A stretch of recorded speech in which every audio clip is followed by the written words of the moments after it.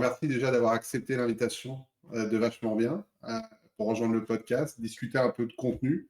Et avec toi, on va parler notamment du contenu qui est généré sur IA, la fameuse IA générative. Donc, tu vas nous en parler un petit peu plus.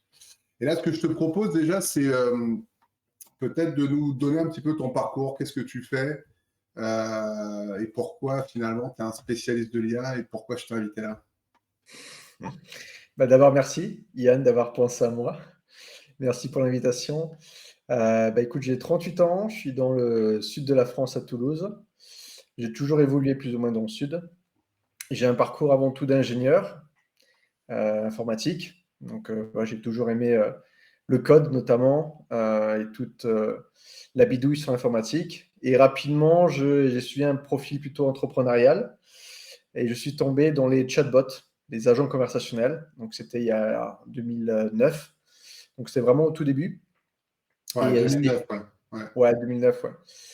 Alors, Et un c'est vraiment. chatbot, juste Ouais, concrètement, tu faisais quoi à cette époque-là? C'était chez Inventa, c'est ça? c'était Ouais. chez Shinbenta. Alors, un chatbot pour rappel, hein, bon, maintenant, c'est pas mal démocratisé, hein, mais bon, c'est ce qu'on retrouve aussi souvent en bas à droite sur les sites web, qu'on n'aime pas toujours. C'est des petits robots qui vont être capables, normalement, de bien comprendre ta question et derrière de pousser des réponses préformatées, la plupart du temps encore aujourd'hui. La petite vignette en bas du site qui dit comment puis-je vous aider? C'est Tu as ça. l'impression que tu parles avec quelqu'un et en fait, tu parles avec un robot.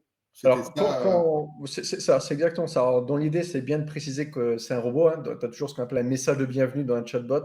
Et il est d'usage. Et c'est apprécié éthiquement également de dire que tu es en train de parler à un robot et pas d'essayer justement de biaiser l'humain, qui va d'ailleurs vite se rendre compte autrement. Mais dans l'idée, c'est vraiment en effet de pouvoir répondre automatiquement aux questions les plus fréquentes. Souvent, sur les sites web notamment, 80% des questions que se posent les gens, tu peux y répondre, c'est la loi Pareto, hein, avec peut-être 20 couples questions-réponses, 20 FAQ. D'accord. Et c'est vrai que la promesse est assez alléchante, hein, pour les gens qui gèrent des gros sites web avec beaucoup de trafic, et ben, de mettre en place ce type d'outils pour limiter le nombre d'emails, limiter le nombre d'appels, pour justement, entre guillemets, déranger des agents pour des questions à très faible valeur ajoutée, qu'un chatbot ou qu'une FAQ traditionnellement peut traiter. Donc moi, j'ai commencé dans cet univers-là. Donc je disais format entrepreneurial parce que j'ai créé une entité. Alors j'ai d'abord commencé à Barcelone, en Espagne, et puis après je suis rentré en France, où j'ai créé une entité qui s'appelle du coup. Barcelone, en Espagne. Ouais. Pour ceux, Ah, pour ceux qui seraient vraiment nuls en géographie, on parle bien de Barcelone en voilà. Espagne. Celui Mais qui est en ok, Espagne, ok. en Catalogne du Sud. Et du coup, je suis rentré en France, c'était en 2012, où j'ai créé du coup l'entité Inventa France, qui utilise la même technologie que le Inventa de Barcelone d'Espagne, et avec un contrat de royalties en fait entre les deux entités. J'étais le gérant de ma propre entité, mais la technologie, c'était quand même celle de l'Espagne. Ok. Et de là, de 0 à 35 personnes, j'ai fait du coup croître une PME. C'était donc une très belle aventure. J'avais surtout une casquette commerciale, même si je gérais un peu tous les pans, hein, directeur commercial, directeur général, directeur financier, Ah, sur tous les fronts.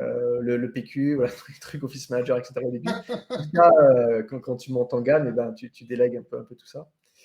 Et donc jusqu'à 15 personnes, voilà, très orientées multitâches. Et à partir de 15 personnes, c'est là où tu commences à monter un comité de direction et à déléguer, donc principalement après du management, jusqu'à donc à peu près 35 personnes.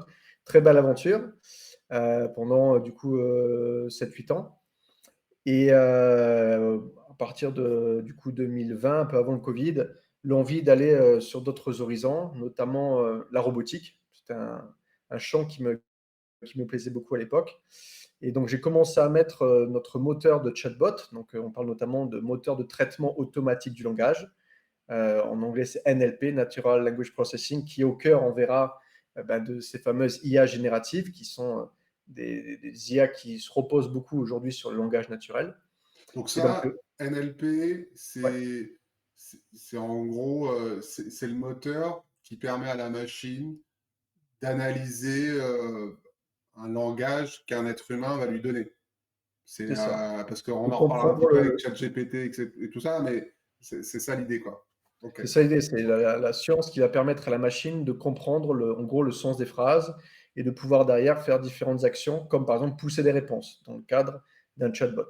Et donc ce que je disais, c'est qu'à la fin, j'ai commencé à vouloir mettre ça dans des robots humanoïdes, sortir en fait des écrans pour aller dans le monde physique. Et comme je travaillais beaucoup avec les banques et les assureurs, j'ai voulu installer ça dans une agence bancaire, donc un robot humanoïde dans une agence bancaire, ça faisait assez futuriste. Mais au final, ça n'a pas très pris parce que le robot notamment que j'avais choisi, c'était une belle prouesse technologique. Mais c'est vrai qu'au niveau du visage, au niveau des expressions faciales, c'était très figé, très froid. Et Ouais. ça ne donnait pas forcément envie d'aller parler en fait, au robot qui avait deux petites lucioles et qui n'avait pas de bouche. Et voilà, donc pas du tout Ouais, d'expression faciale d'accord. comme toi et moi. Donc c'était assez froid. Donc ça n'a pas bien marché, mais ça m'a donné l'opportunité de rencontrer des gens dans la robotique, notamment le cofondateur d'Aldébaran. Aldébaran, c'est les robots Pepper, Nao, ça reste toujours encore aujourd'hui, même si c'est maintenant une technologie vieillissante, les robots sociaux les plus vendus dans le monde. Et donc c'est Jérôme Monceau, la personne en l'occurrence. Aldébaran, c'est une boîte française.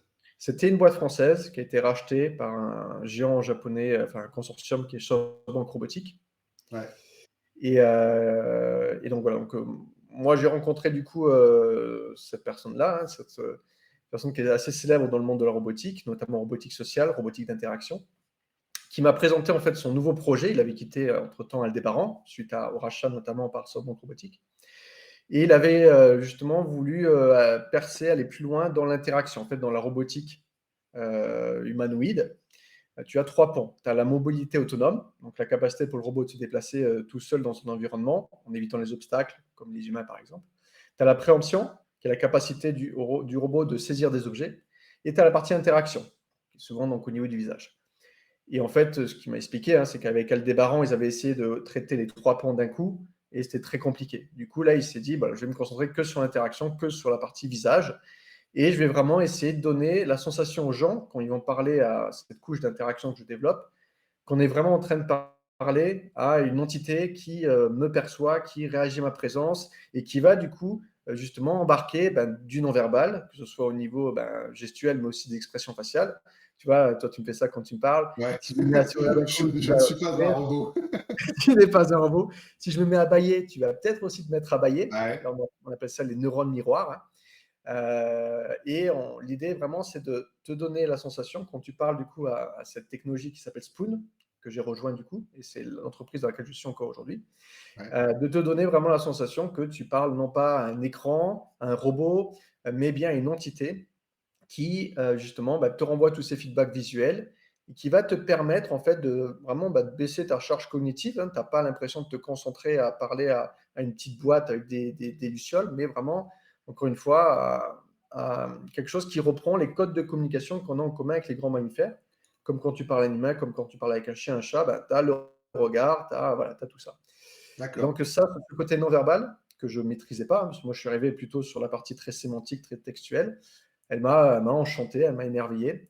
Et du coup, voilà, j'ai quitté Inventa, voilà, j'ai revendu mes parts et j'ai rejoint l'aventure Spoon, dans laquelle je suis aujourd'hui, qui est au final toujours quand même dans le conversationnel, sauf qu'on a rajouté en plus de toute la partie voilà, C'est ça, traitement ouais. automatique du langage, la partie, on va dire, émotionnelle et non verbale, qui Donc, tu as sont... toujours la couche, si je reprends un peu les acronymes, tu as toujours ta couche NLP qui est l'analyse finalement du langage comme un humain, et tu rajoutes dessus une couche, alors je sais pas quel acronyme tu prends, mais une espèce de couche émotionnelle où il va en plus de ça analyser par rapport au langage l'émotion et essayer de la reproduire avec des mouvements, des intonations, enfin j'en sais rien, ce genre de choses, quoi. Oui, alors, nous, on parle d'interaction animale. Tu vois, on est vraiment sur une interaction très D'accord. primaire, très instinctive.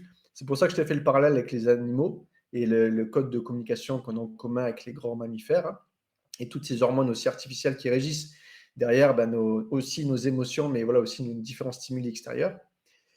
Et j'ai perdu le fil du coup. Tac, tac, tac. Et du coup, Interaction oui, animale. par-dessus le NLP, quoi. par-dessus l'NLP. Parce qu'en fait, si tu veux, souvent on dit dans la communication, je crois que les mots, c'est 7% de l'importance. Après, je crois que c'est 30%, ça va être la tonalité, la prosodie, le rythme de la parole. Et je crois que plus de 50%, le reste, du coup, c'est le non-verbal. Je crois que je pourrais te renvoyer les stats, mais tu as ces 3 chiffres souvent qui sont énoncés. Et en fait, quand tu es comme ça sur les chatbots textuels, tu te concentres que sur les 7%, au final, que sur des mots. Et nous, justement, chez Spoon, ce qu'on veut adresser, c'est du coup, si c'est 7%, mais les 93 autres pourcents de la communication, qui est donc surtout le visuel et en effet l'émotion que tu peux véhiculer dans la voix. Parler lentement si la personne en face de toi elle parle lentement pour justement que vous soyez Ouais. en phase. Si elle est speed et que tu parles lentement, ça va l'énerver. Alors tu vas t'adapter justement à son rythme de parole. Donc c'est voilà, ces autres aspects de la communication qui sont aujourd'hui très oubliés, qu'on ne voit pas dans l'interaction qu'on a avec les machines, parce Alors que c'est qu'aujourd'hui on se focalise que fondamental. sur des Ouais. mots. Et voilà. Et donc du coup on apporte aujourd'hui cette dimension-là.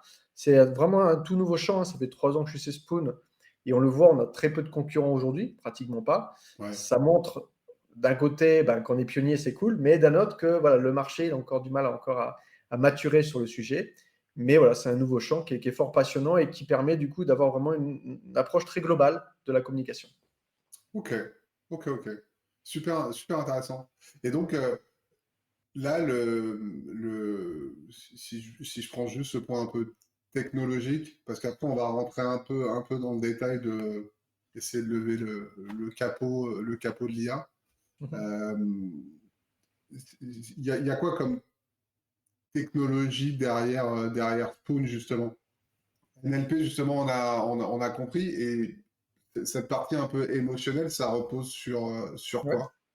Alors, pour que le personnage puisse réagir à ta présence, il faut qu'il te voie. Donc, on va avoir la caméra, qui est un D'accord. capteur, qui va faire du coup la reconnaissance faciale. Tu vois, donc ça, c'est une discipline de l'IA, hein, c'est être capable de reconnaître des expressions Ouais. sur une Ce qu'on voit tête. sur les voitures autonomes, Voilà, etc. donc Ouais. après, tu élargis, c'est la reconnaissance d'image. Je vois un chat, je vois une voiture, donc reconnaissance d'image. Après, bon, tu as la reconnaissance de forme spécifique comme le visage. Donc ça, c'est les yeux. Donc c'est une capacité qu'on arrive du coup à simuler sur la machine qui est une capacité sensorielle humaine. Moi, la définition, hein, petite parenthèse que je donne de l'IA souvent, c'est le fait justement, tu vois, de simuler sur une machine des capacités cognitives et sensorielles. Et donc, cognitive, ça va être le traitement automatique du langage, ce qu'on a vu tout à l'heure, NLP par exemple. La capacité de reconnaître des visages, c'est une capacité sensorielle que tu associes aussi avec de la logique, hein, pour savoir que c'est un visage et pas un chien. Après, tu as un deuxième capteur qu'on a sur tous nos dispositifs où on met en vie nos personnages interactifs chez Spoon, c'est le micro. Donc, je pourrais que je montre l'oreille, hein. C'est la reconnaissance vocale, la capacité pour la machine de retranscrire une voix au format texte. Et après, en effet, dans ça, bon, soit tu retranscris juste la voix au format texte, mais tu peux aussi essayer de retranscrire l'émotion qu'il y a dans la voix, le Ouais. rythme de la voix. Mais voilà, il te faut quand même un capteur en entrée, quelque chose qui capte à la fois de la voix et de l'image. Et avec ces deux modules, les yeux et l'oreille, et bien après, nous, on a donc la partie NLP qui dit: Ah, il a dit bonjour avec telle intensité, puis il m'a même pas regardé dans les yeux. Bon, ben voilà, bon, ben, c'est des inputs que je prends. Et du coup, je vais répondre avec une dernière brique de l'intelligence artificielle qui est la synthèse vocale. La capacité D'accord. pour la machine de retranscrire du texte au format Ouais, on va voix en reparler. avec pareil, des curseurs, comme j'ai dit tout à l'heure, rythme, etc. Donc tu vois là, on vient de parler 4 disciplines de l'IA, il y en a plein d'autres, hein. L'IA, c'est pas une unité singulière, c'est des briques d'IA. Ouais. Donc les yeux, les oreilles, la bouche, le cerveau par exemple. Enfin, le cerveau, la partie en tout cas linguistique. Ok, ok, ok, très clair.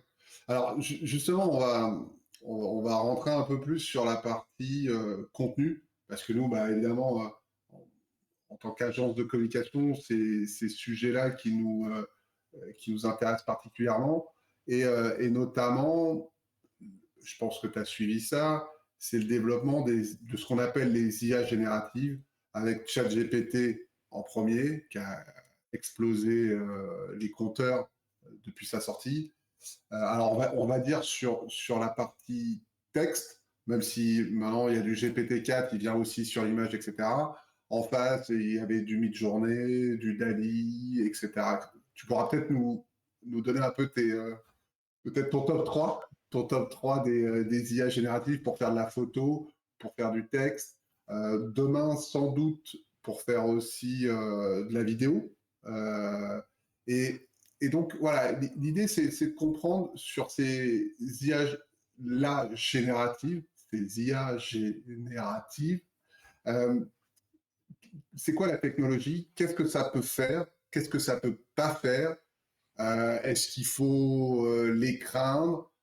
Comment on peut bosser avec? L'idée, c'est un peu de creuser ces sujets-là. Alors, si on commence déjà par faire un petit tour du marché, euh, aujourd'hui, on en a parlé de ChatGPT. Aujourd'hui, c'est quoi les gros acteurs pour toi en termes d'IA qui génèrent du contenu? Ouais. Alors, tu en as parlé de plusieurs, hein, avec différents types de contenus. Tu as le texte, souvent, l'image, le code, la vidéo. Ouais.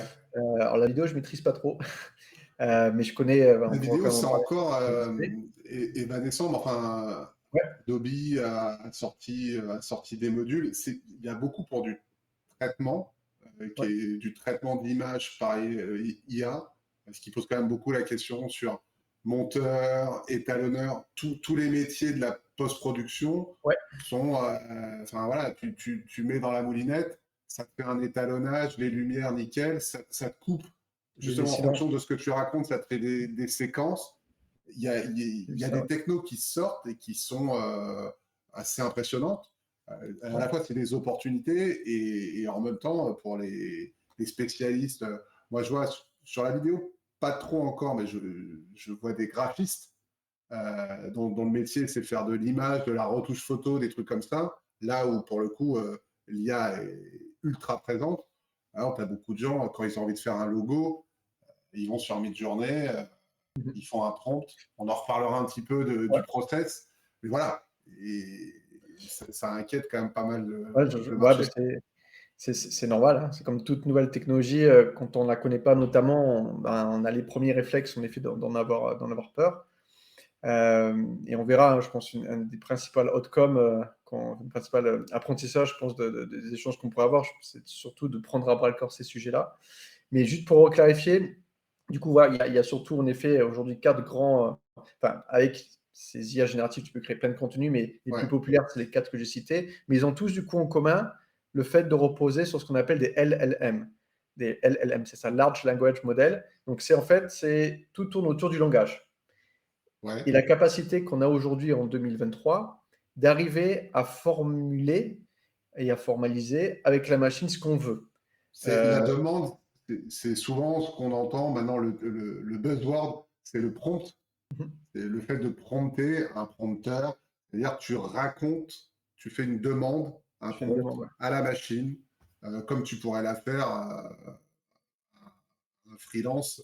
Mais cette fois-ci, Voilà. tu demandes une tâche à Tu la demandes une machine. tâche. C'est ça Et le la, prompt et et la c'est de ça dont machine tu parles. aujourd'hui, voilà, l'arrivée, c'est ça, cette capacité justement. Alors, j'ai pas envie de dire comprendre parce que si on creuse dans le modèle, on verra qu'il n'y a pas de logique. Mais en tout cas, elle est arrivée à une maîtrise. On va plutôt parler de maîtrise de la langue, quelle que soit française, anglaise, etc. Et de pouvoir en effet la retranscrire dans le langage informatique de, ben, ok, il m'a demandé un chien qui est mouillé sous la pluie, il m'a posé une question, il m'a demandé de coder telle chose, mais c'est ce pont. La grande révolution, c'est le pont entre ce que moi j'exprime comme besoin en tant qu'humain, avec la richesse de la langue française, et derrière la machine, ben là oui, elle a plein de données derrière, elle va être capable derrière de faire le lien entre la formulation que j'ai faite, qui est du coup infinie parce que c'est du langage naturel, et derrière, ben, toute la matière qu'elle a pu cumuler avec le temps et qui lui permet du coup de pouvoir assembler les choses correctement. Donc, même si on parle d'images, de textes, de vidéos, de code, elles ont tous en point commun les fameux LLM, qui est vraiment cette révolution qui a commencé à apparaître à partir des années 2017, mais qui a vraiment été voilà, démocratisée, comme tu as dit, par ChatGPT, et qui aussi est le résultat, surtout, alors, il y a de l'ingénierie derrière, hein.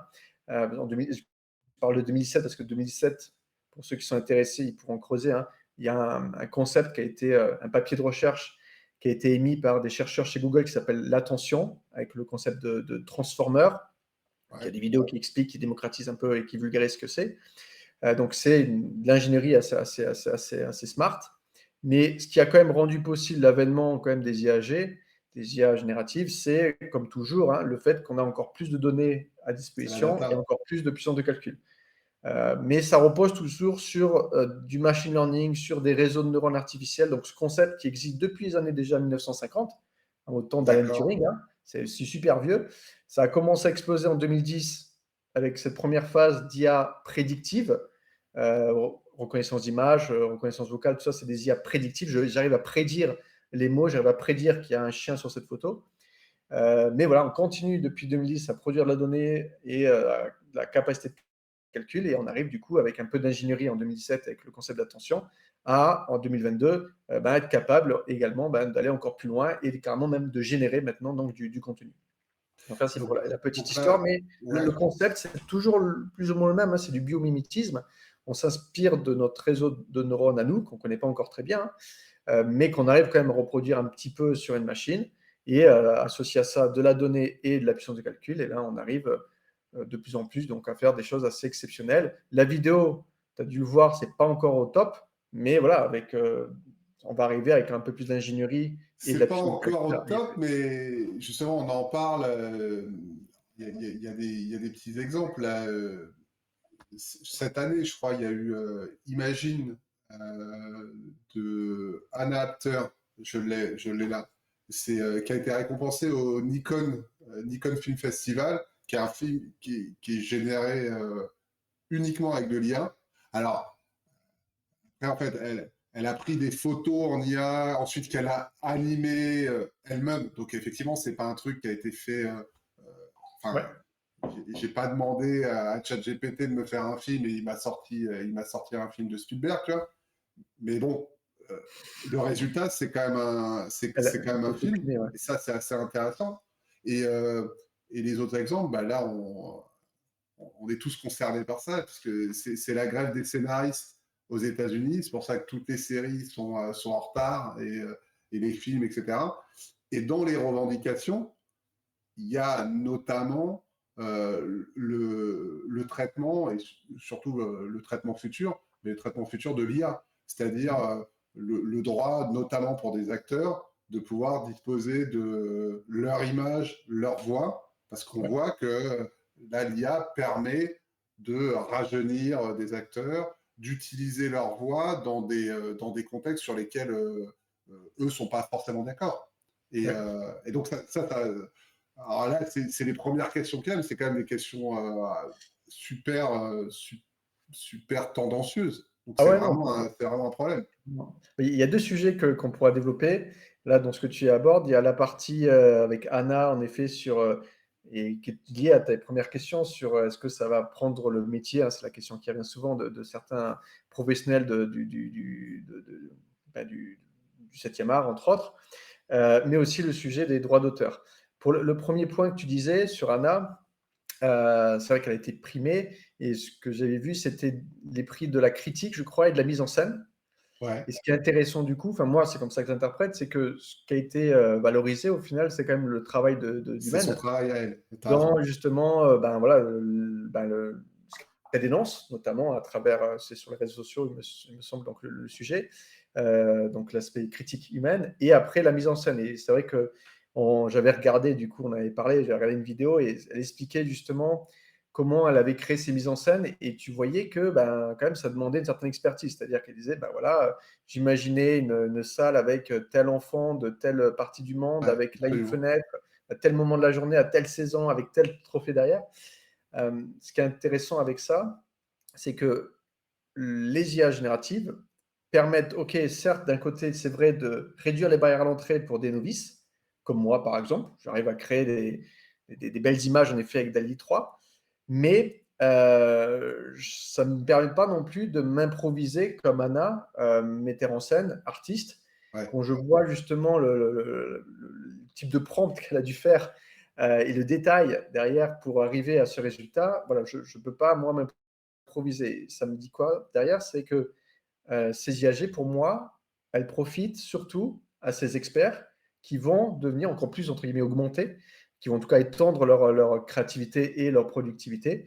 Et c'est ces personnes-là à qui ça profite le plus. Après, bien sûr, il y a quand même cette barrière d'entrée qui fait peur parce qu'elle est basse, mais on ne peut pas s'improviser artiste, on ne peut pas s'improviser avocat, On peut pas s'improviser voilà, avec ces IAG une expertise qu'on n'a pas, parce que ben, voilà, la preuve en est dans le milieu artistique, mais voilà, j'avais des exemples aussi avec d'autres métiers.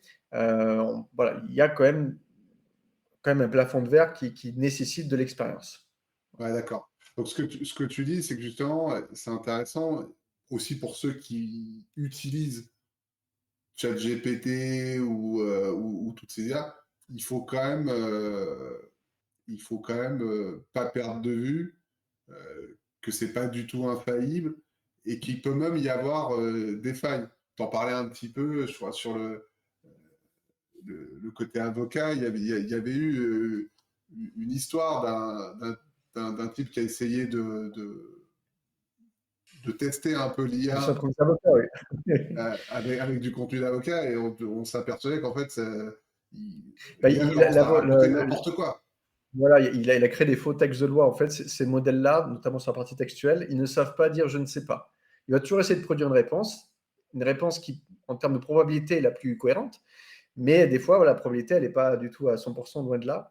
Et l'histoire, en effet, de l'avocat, mais qui se retrouve dans plein d'autres secteurs, hein, c'est que ben, l'avocat n'était pas visiblement assez bon. Il n'a pas eu cet esprit critique de se rendre compte que ces textes étaient faux. Et en effet, lors d'un procès, ben, il a été mis en échec et ridiculisé du coup parce qu'il citait des faux articles.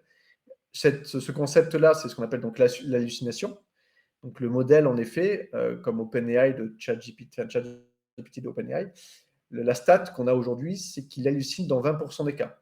C'est-à-dire que sur 10 questions que tu as posées, il y en Il a deux, hallucine. il Hallucine, hallucine, il ça veut dire répond en à... fait, il va te sortir un truc qui est complètement à côté de la plaque, mais qui aura l'air, parce que forcément, c'est un robot, il te le dit comme si moi je sais, il te sort des dates, il peut te sortir des citations, il te sort tout ce que tu veux, et même toi, il est capable en fait de berner le prompteur de la fiabilité en fait de ce qu'il te raconte. Le prompteur novice, c'est ça, Le dans prompteur le sujet novice, sur voilà, lequel on est tu es. d'accord. Et en effet, un avocat expérimenté aurait eu ce regard critique, cette expérience, pour éventuellement, en effet, dire, oula, non, là, c'est pas bon, je vais le rechanger. Et quand tu le rechanges, des fois, il avoue hein, qu'il fait des erreurs. Et il s'en excuse parce qu'il est très poli. Hein. Donc, en effet, voilà, ça rajoute le fait que tu peux pas t'improviser artiste ou avocat, que ça demande une certaine expertise. Mais il est vrai qu'il y a cette barre à l'entrée qui est diminuée et qui peut faire peur. Mais c'est comme tout outil, tu vois, tu me parlais de différents outils. Les artistes aujourd'hui, ils utilisent beaucoup, j'imagine, pour la retouche d'image, par exemple, des outils comme, je ne suis pas expert, mais Adobe Photoshop, par exemple, Ouais. j'imagine. Et versus des artistes qui n'utiliseraient pas ces outils-là, ben, forcément, ils ont un handicap par rapport à ces autres artistes. Et aujourd'hui, ces outils intègrent en effet des fonctionnalités d'IA où tu vas pouvoir ben, voilà, agrandir Absolument. le champ de ton image. Et du coup, dans tout ce qui est vide, eh ben, ça va être rempli. Si avec un bout de montagne, eh ben, l'IA va en effet anticiper et te proposer différentes cimes de montagne avec, en plus, si tu veux plus loin, un soleil couchant merveilleux qui va se refléter sur ton lac. Tu vas pouvoir, encore une fois, étendre ta créativité sur des outils qui vont être augmentés et qui vont pouvoir t'augmenter toi aussi au passage, si bien entendu, tu acceptes de au moins en prendre conscience. Quoi. Ouais, ouais, ouais. Donc, en fait, ce que tu dis, c'est qu'effectivement, sur la partie artistique du contenu, c'est-à-dire, finalement, ce qu'on est en train de se dire, c'est que avec l'IA, il y a toujours besoin de l'idée de départ, pardon. C'est-à-dire la proposition. C'est le fameux prompt. C'est-à-dire, une IA est aujourd'hui, en tout cas, pas en capacité de te faire une proposition spontanée. C'est-à-dire de te dire, tiens, après avoir discuté avec toi, j'ai l'impression que ton besoin, c'est plutôt quelque chose comme ça. Lui, il a besoin d'un cadre, c'est le fameux prompt où il faut lui dire je veux un chien noir sous une pluie battante, etc., etc., etc., avec la pleine lune en arrière-plan. Donc, quelque part, cette créativité-là, si tu l'as pas, en gros, il ne se passera pas grand-chose. En revanche, le deuxième point, c'est sur la partie plus ultra opérationnelle, c'est-à-dire pour quelqu'un qui sait précisément ce qu'il veut, là, ça ouvre des possibilités quand même. C'est pas juste barrière à l'entrée, comme tu disais, les logos, tu Ouais, vois, c'est une chose où moi, quand je fais aujourd'hui des illustrations sur des posts LinkedIn, bah, c'est vrai que j'arrive à faire des trucs ouais, c'est impossible à faire avant. Donc en effet, je te dis, ça baisse les barrières à l'entrée, mais ça ouvre du coup aussi ben, voilà, des expertises qu'on n'avait pas. Donc c'est quand même aussi positif pour des personnes comme moi, par exemple, qui ont aujourd'hui accès à ces outils-là. Donc ça bénéficie à la fois aux novices sur un certain niveau et à mon sens ben, aux experts pour encore une fois étendre leur créativité et aller plus loin aussi sur des gains aussi de productivité. mais alors, est-ce que justement, parce que souvent c'est la question, est-ce que le ventre mou de cette industrie, justement, va quand même pas prendre un gros coup derrière la nuque? C'est-à-dire, précisément, on sait qu'il y a des gens qui vivaient un peu de prestations, de logos, de petites choses comme ça. Euh, et peut-être que on va dire, les productions, entre guillemets, à faible valeur ajoutée, elles vont être un petit peu anéanties par là. C'est-à-dire, il peut y avoir des logos super chiadés et tout, c'est pas la question. Mais c'est vrai que voilà, une petite PME qui a besoin de faire un petit logo, aujourd'hui, elle passait par un prestat parce qu'elle n'avait pas le choix. Et parce que vraiment, si elle devait le faire sur Paint, ce serait vraiment dégueulasse. Mais voilà, mais maintenant eux, ils ont accès relativement facilement Oui, à des outils qui permettent d'avoir, encore une fois, hein, l'idée, c'est pas de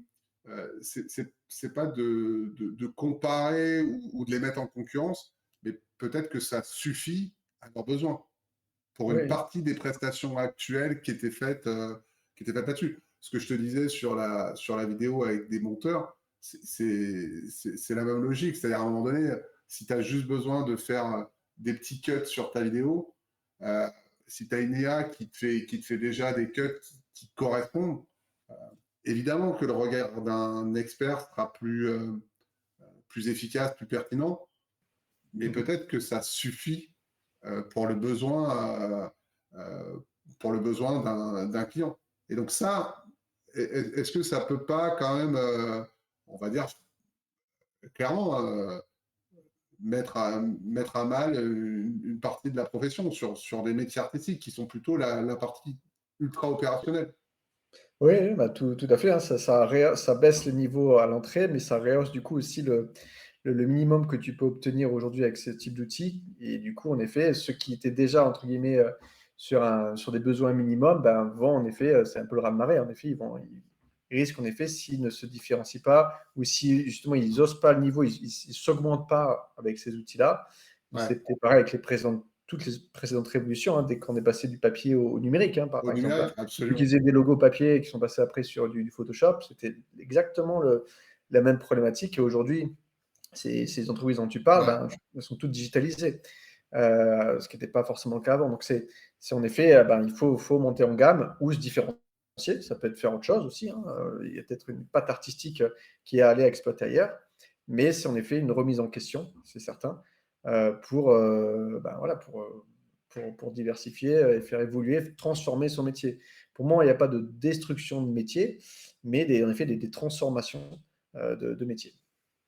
Ok. Et donc ça veut dire en gros que justement un graphiste, un monteur aujourd'hui, euh, peut-être demain peut soit utiliser l'IA justement pour ajouter de la valeur ajoutée, ajouter de la valeur ajoutée, mettre un peu plus de valeur ajoutée dans sa proposition.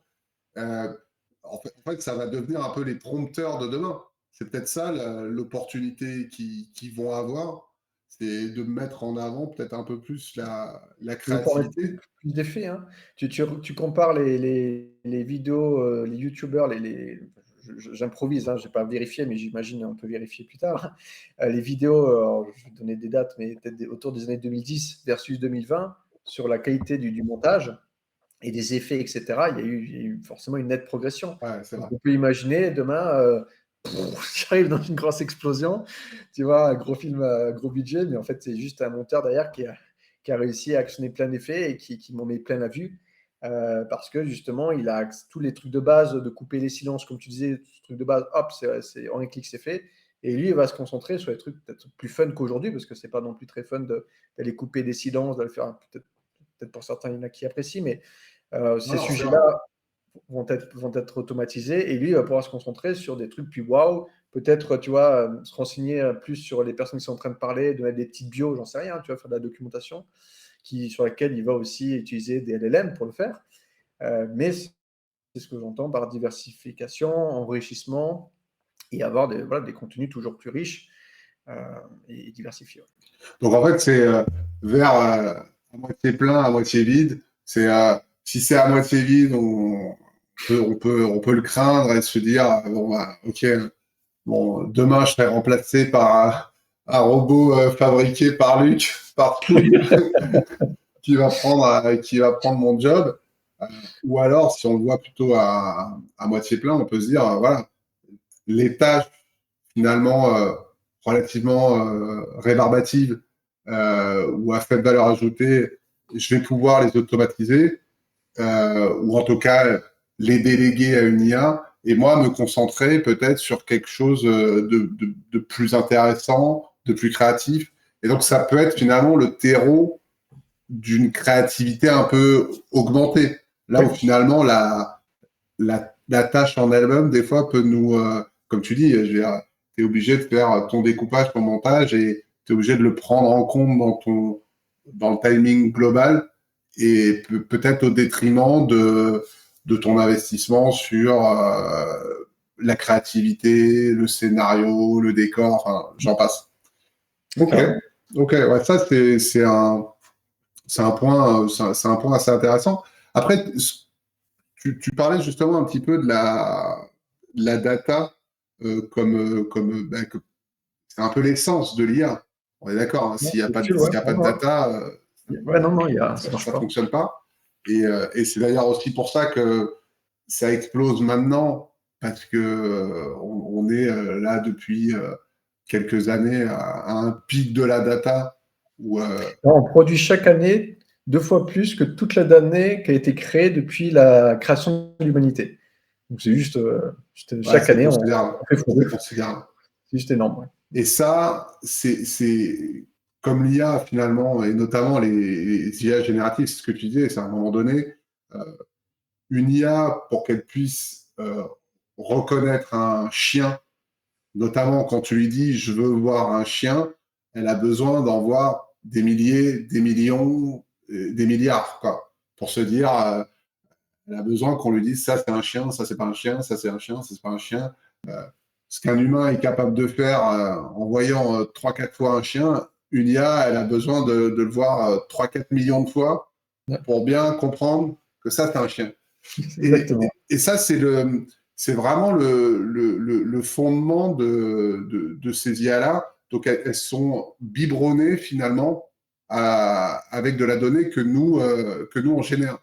Après, la question que je voulais te poser justement par rapport à ça, c'est en termes de droit, euh, comment ça se passe? Parce que du coup, quand tu demandes à une IA de te créer une image, un texte, alors déjà, elle prend ses données où?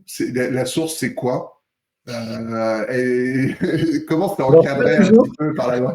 On ne sait pas toujours. Alors, il se trouve que les modèles les plus performants, c'est ceux qui sont les plus opaques sur justement la Ouais, provenance de leurs données. Donc, on devine que du coup, ben, ils ont pris un peu partout. Hein. Il y a notamment Getty Images, qui est très connu, hein, qui est une source énorme ouais, d'images, ouais. qui justement a mis en Getty différents Images, procès c'est une banque une banque d'images, en fait. d'images C'est probablement propriétaire, une des plus grosses. ouais, Ouais, qui est propriétaire. Alors, il y a un petit filigrane, hein, mais bon, le ouais. petit filigrane, ça l'IA s'en moque. Hein, on voit quand même un chien derrière le filigrane. Et bon, voilà, ils ont réussi à voir en effet que, je ne sais pas comment exactement, mais qu'une grosse partie de leur base de données avait été copiée pour entraîner des modèles d'IA. Donc, derrière, indirectement, que des auteurs, en effet, ont vu, entre guillemets, leur œuvre pillée pour aller, en effet, enrichir ces grands modèles. Alors, à la base, c'était pas forcément grave, mais là, c'était devenu grave parce que, ben, aujourd'hui, il y a un business derrière. il n'y aurait pas eu de business derrière, il n'y aurait pas eu ça n'aurait pas été si populaire, bon, on s'en moque. Mais là, voilà, il y a des sujets monétaires hein, qui arrivent. Il y a tous les sujets qu'on a évoqués avant, qui est, ça peut prendre aussi du boulot à certaines industries. Et donc, en effet, se pose la question de la rémunération. Moi, en tant qu'auteur, j'ai contribué à ce que cette IA soit super forte en termes de création de contenu graphique. Je veux avoir ma rétrocession.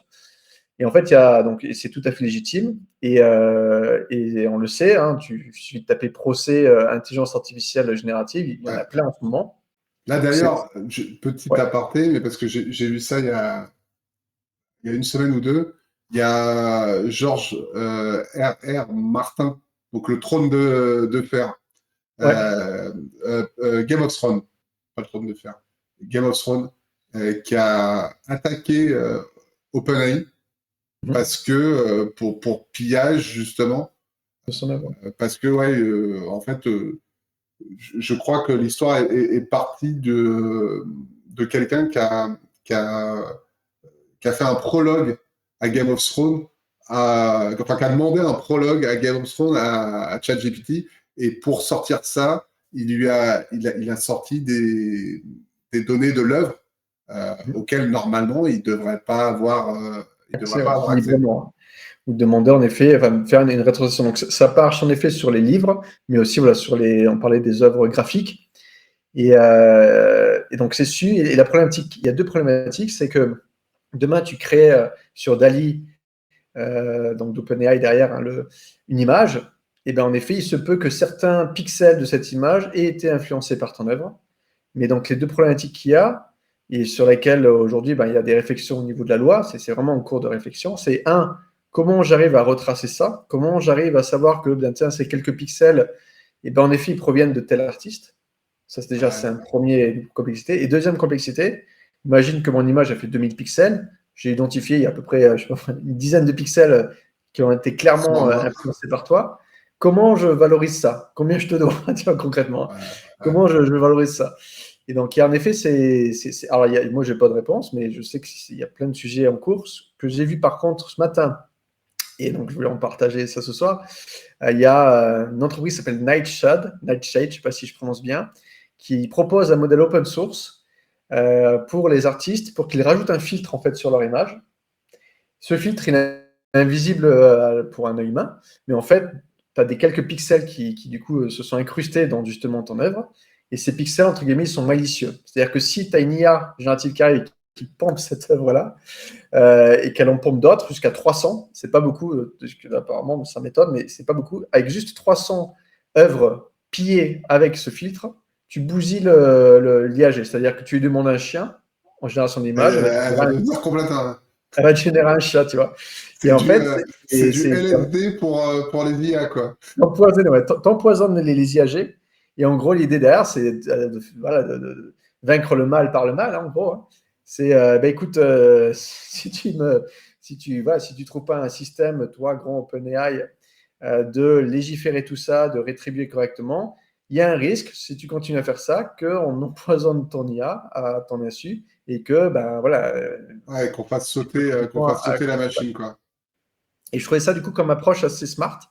Parce que du coup, il suffit très peu d'œuvres copiées comme ça avec ce filtre pour mettre en rade une IAG.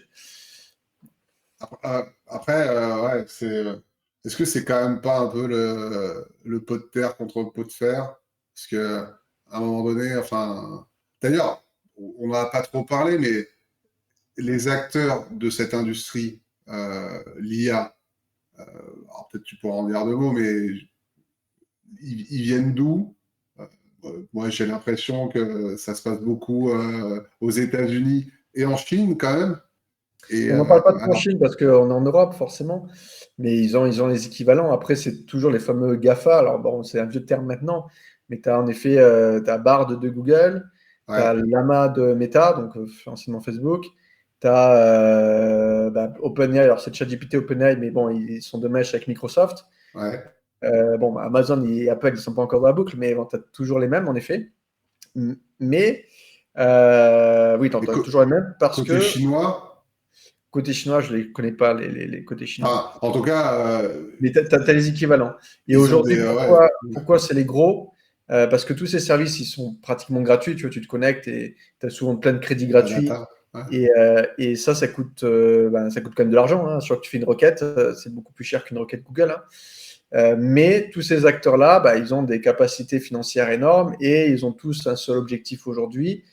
C'est pas de faire de l'argent maintenant, ils perdent de l'argent. Chaque fois que tu fais des requêtes, ils perdent de l'argent.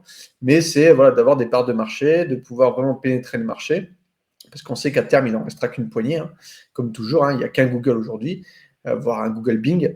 Mais voilà, ils sont tous dans ce focus-là. Et nous, en Europe, on n'a pas cette capacité financière de pouvoir prendre ce risque-là et de dire, voilà, nous aussi, on va dépenser et perdre de l'argent consciemment pour derrière être le numéro un demain du nouveau Google, je dirais, de demain.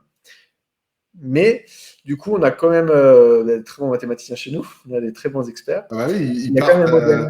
Il y a quand même un modèle ils partent aux US ou ils partent en Chine. Voilà, la plupart, malheureusement, en effet, partent, mais on a quand même un modèle là qui fait parler de lui, qui s'appelle Mistral AI, qui est open source du coup, parce que du coup, voilà, on n'a pas les moyens, encore une fois, hein, de le mettre sur des serveurs et allez-y, amusez-vous. Mais du coup, on le met à disposition en open source, donc ça veut dire que tu l'installes toi sur ta machine, avec l'intérêt aussi du coup de ne pas envoyer tes données personnelles à Microsoft ou à Google. Mais voilà, mais du coup, c'est pas quelque chose qui est grand public aujourd'hui. C'est quelque chose que tu peux toi faire chez toi ou dans ton entreprise, ce qui est quand même un très bon point. Hein. Mais malheureusement, ça n'a pas la puissance de feu d'un OpenAI qui va pouvoir démocratiser sa technologie auprès de tout le monde. Alors, enfin, clairement, même si on parle de Mistral, c'est très bien. Ça fait un peu les petits Gaulois qui se battent encore, mais franchement, je veux dire, la guerre, elle est quand même un peu perdue pour nous là-dessus. Tu penses vraiment que l'Europe a encore un coup à jouer sur l'IA, en tout cas sur ces sujets-là, sur les IA génératives qui sont notamment ultra dépendantes de la donnée. Et cette donnée, c'est toujours le même sujet. Hein, la donnée, elle est chez Google, elle est chez Facebook, elle est sur les réseaux sociaux, avec l'équivalent chinois.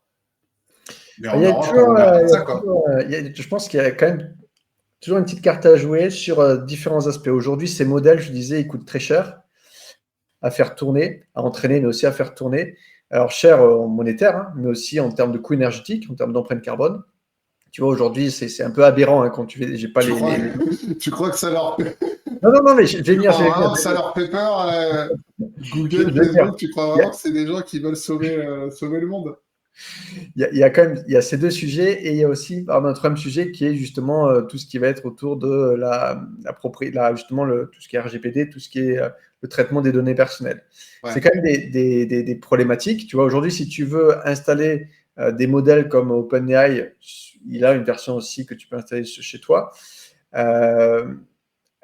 En termes de déploiement, c'est très, très onéreux. Alors, tu as le coût de l'empreinte carbone, tu apprécies ou tu n'apprécies pas, mais tu as le coût onéreux et tu as toujours ces sujets aussi de données personnelles.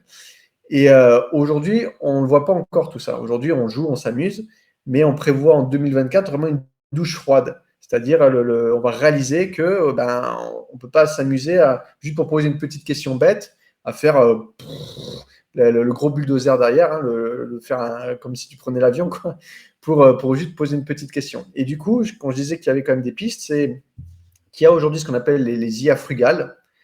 Derrière, l'idée, c'est de créer donc des IA justement qui ont cette capacité justement de ne pas consommer beaucoup de données et potentiellement d'être justement expertes aussi sur des sujets. Elles n'ont pas besoin d'aller capturer tout le web comme l'a fait OpenAI, mais peut-être, si je prends encore le sujet des avocats, hein, d'aller sur un modèle comme Mistral, d'aller s'entraîner que sur des textes de loi français. Ça, c'est accessible aussi pour des Français, et puis texte de loi allemand, etc. Donc à l'échelle de pays.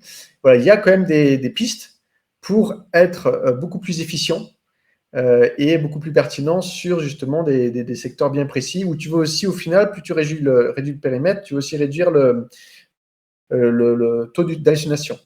Et donc, voilà, tu vas vraiment être gagnant sur plein de fronts. Donc, il y a quand même des sujets smart.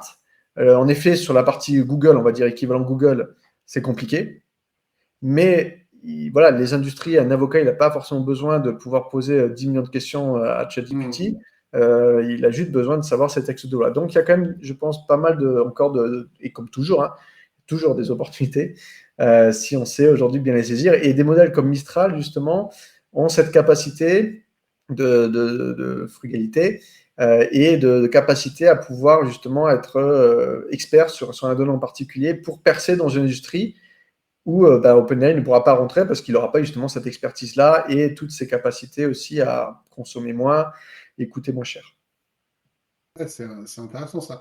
Et tu parlais de 2024 là pour la douche froide.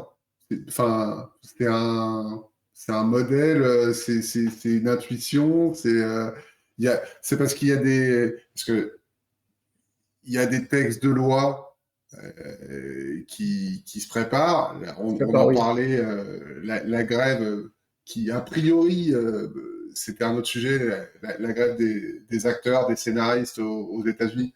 Mais en Oui. fait, c'est lié justement au droit et aux usages de l'IA sur l'image, sur la voix, etc., etc. Est-ce que c'est ça, en fait, où on se dit finalement, toutes ces barrières qu'on a un petit peu occultées parce que ChatGPT, c'est génial, etc. L'autre, tu as raison, c'est vrai qu'on n'en parle pas souvent et c'est quand même un vrai sujet, surtout quand on voit que l'écologie, le développement durable, la frugalité, ça devient un thème quand même très très populaire et voilà.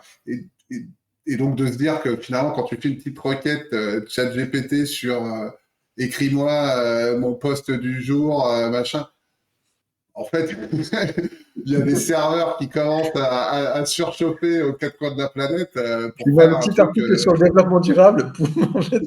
Mieux ne pas l'écrire. Exactement. Quand tu vois à ChatGPT de t'écrire ton petit article sur le développement durable, ouais, en fait, tu fais cramer la planète. Non, mais ça, c'est vrai que c'est des trucs qui sont complètement occultés et Ça commence à monter.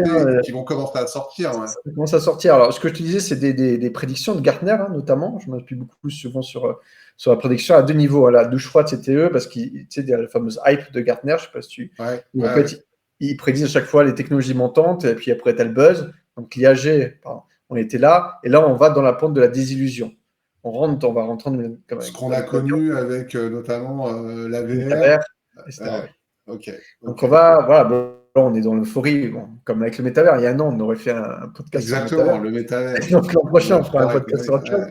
Donc voilà, Gartner prédit ça, mais aussi, c'est aussi un article que j'ai vu aujourd'hui, j'ai vu plein de choses aujourd'hui intéressantes. Toujours Gartner, il prédit en 2027 que 25% de la rémunération des DSI, donc des départements de système informatique, 25% de la rémunération va être liée justement au choix des machines, enfin des algorithmes, des logiciels qu'ils vont utiliser et de leur consommation derrière, de Conservation leur empreinte énergétique. carbone. L'empreinte carbone. Ouais, Enfin, ok. que le facteur, en tout cas, empreinte carbone, développement durable, voilà, aura Sera cette place déterminant. 25% dans leur rémunération directe. Donc, c'est aussi après de façon macro sur l'entreprise. Donc, il y a quand même cette sensibilisation. Comme au bout d'un moment, ça va le faire. Et les gens commencent et seront de plus en plus sensibilisés à ça. Donc, tu additionnes en effet ça, plus ce qu'on disait sur la propriété intellectuelle et les nouvelles Ouais. lois qui vont arriver, ça justifie cette fameuse douche froide et ça justifie cette opportunité pour l'Europe et les Français qui sont très forts sur ces sujets de loi, hein, on l'a vu avec le RGPD, Ouais. de pouvoir tirer éventuellement son épingle du jeu aussi. Ouais, et d'aller justement sur ce dont tu parles, des IA plus frugales, où Plus là, légal, plus effectivement, brillant sur les compétitif, propriétés en étant intellectuelles, plus ciblé, plus malin. plus respectueuse aussi voilà, des droits des auteurs, comme on disait, avec des modèles de tête de rétrocession de rémunération. Et voilà, de pouvoir bien anticiper ça, pas à la sauvage, mais tu es obligé de passer par cette étape sauvage. Hein. Sans cette étape sauvage de ChatGPT, on ne serait pas là non plus. Il n'y Ça aurait aurait pas eu permis la hype et il de n'y aurait pas eu démocratiser. Hein. tout ce qui se passe. Voilà, et on innove et puis après on met des lois. C'est mieux de faire comme ça que l'inverse, sinon il n'y a pas d'innovation. Mais voilà, maintenant, il y a la douche froide qui va arriver, mais qui est une belle opportunité, je pense. D'accord. Et on va dire, toi, à titre personnel et puis au sein de Spoon, enfin, cette espèce de douche froide, comment vous envisagez de la gérer? Alors nous, aujourd'hui, on n'est pas encore, on n'a pas déployé justement auprès des clients encore ces solutions-là. Et c'est lors du déploiement, hein, justement, je disais qu'il allait y avoir cette douche froide, c'est qu'on va vite se rendre compte que c'est pas si facile que ça. Donc voilà, nous aujourd'hui, on est encore dans la découverte, dans l'euphorie sur ces sujets-là, comme tout le Ouais, monde. Mais voilà, on n'est pas encore sur le déploiement. C'est avec les clients, ils ont envie de le faire, mais il y a encore très peu de déploiement aujourd'hui, concrètement, en tout cas, dans nous concernant. Je sais qu'auprès d'autres acteurs, il y a quand même des déploiements qui se font, mais voilà, c'est sur ces sujets très experts, sur ce qu'on appelle des hébergements souverains, hein, donc d'héberger ça sur OVH. ouais, Donc, ouais. ils anticipent en fait ce qui va arriver sur 2024, la plupart. Donc, non, pour l'instant, on est encore, nous, concernant Spoon, encore dans l'exploration. Tous les jours, des Exploration, nouvelles applications qui sortent. ouais. Donc voilà, va y avoir un ménage qui va se faire bientôt. Mais bon, pour l'instant, nous, on n'est pas touchés, on n'est pas sur ces sujets-là en front. Donc ça va. Ah, vous êtes un peu, On encore un peu est, plus loin, encore un peu dans le futur. on est peut-être, on est tout en bas là sur Gartner, on va bientôt avoir Ouais, notre nouveau tool. la hype va bientôt arriver. On va bientôt arriver, on n'y est pas D'accord encore. avec, On n'y est pas encore. On regarde d'abord les autres qui tombent du momentum là.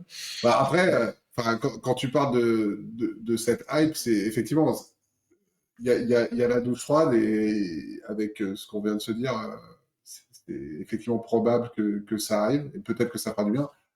Et ça permettra ensuite de consolider peut-être un Oui, marché avec le plateau des de la solutions stabilité. Tout à beaucoup fait, plus oui. pérennes, quoi. C'est vraiment ça l'idée, c'est Oui, ça? oui, bien sûr, mais voilà, c'est toujours un cycle qui se répète et qu'il faut savoir anticiper, il faut savoir smart, justement pour pas mettre toutes ses billes qu'on sait tout en haut. Enfin, c'est un peu comme la bourse, quoi. Il faut savoir Ouais. bien anticiper les choses et bien placer ses pions. Ouais, parce qu'en gros, parce qu'on en voit beaucoup, les formations pour devenir millionnaire avec ChatGPT, faites gaffe, c'est pas, c'est pas forcément demain. À côté de ça, restez pas non plus dans votre trou. Il faut Oui, oui, intéressez-vous à ce sujet-là. Il y a des opportunités quand même, même tout de suite, euh, à utiliser l'intelligence artificielle dans des tâches. Et j'allais dire à tout niveau, à tout niveau de développement. C'est-à-dire que ce soit indépendant, TPE, PME, grand groupe, tout le monde finalement peut utiliser l'IA intelligemment en ayant en tête tout ce qu'on vient de se raconter, que c'est pas non plus l'alpha et l'oméga de l'industrie demain, mais que il y a beaucoup de choses quand même mais c'est qui vont important de faire de la perdurer. veille.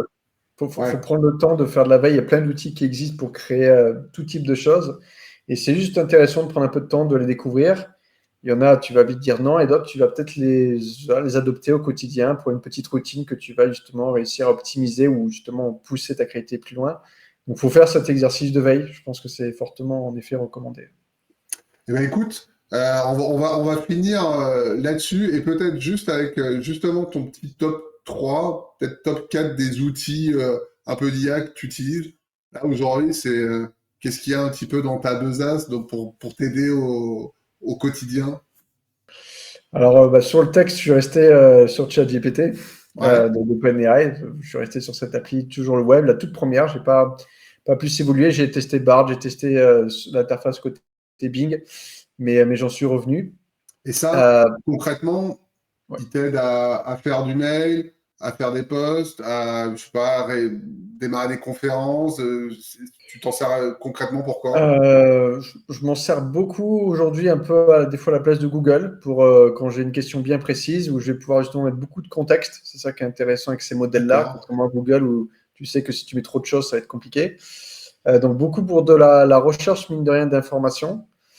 Et Euh, et donc, des- avec un peu cette vision que ces fameuses hallucinations, que il faut quand même double-checker ce qu'il te c'est ça. raconte parce que, ok, On ok. peut double-checker ou être très précis, ou voilà, il y a quelques techniques dans le prompting qui consistent à aller petit à petit. Tu vas pas tout de suite lui demander la fin, parce que c'est là où il va être capable de plus Itérer, ouais. halluciner. Mais plus tu fais petit à petit, plus tu valides en fait chaque step, plus tu sais que la prochaine step, il va pas être non plus trop hallucinante.